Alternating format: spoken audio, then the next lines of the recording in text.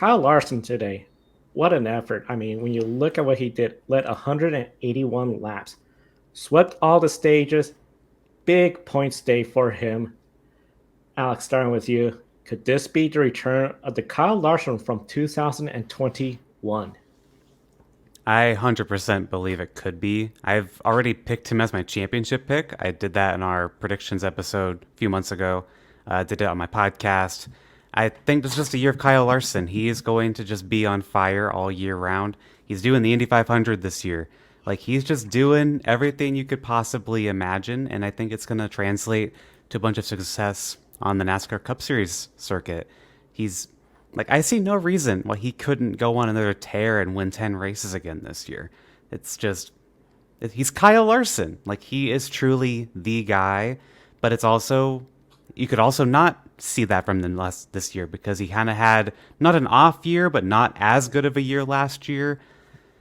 And a lot of guys are very competitive out there, and a lot of guys are going to win a lot of races this year. But I mean, I find it hard to bet against Kyle Larson ever, quite frankly.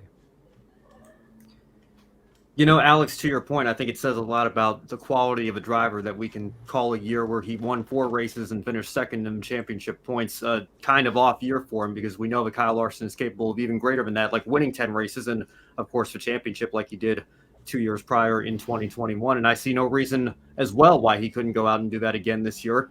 I had to go fact check this because I almost couldn't believe it when Mike Joy was calling him home across the line. 24 wins already in his career. Obviously, having 10-win season certainly helped that number quite a bit. But, no disrespect to Chip Ganassi Racing, but I think we always kind of viewed them as a championship contending IndyCar team and a race contending here or there NASCAR team, never quite able to break through to be a perennial championship contender.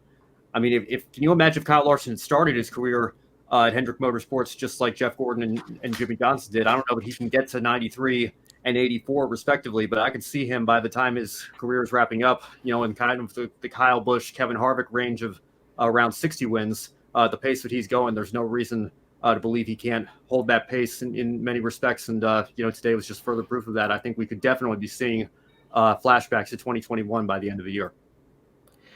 Flashback to 2021 in the chat room. Adam, Kyle Larson, one word to describe today: dominant. Yeah. Behind the mic, 3 races, 3 bangers. That means 3 good races. NASCAR is getting everything right. I have to say, Kyle Larson, he does look strong. Super speedway racing is just not his thing. Bad luck, getting caught up in somebody else's mess.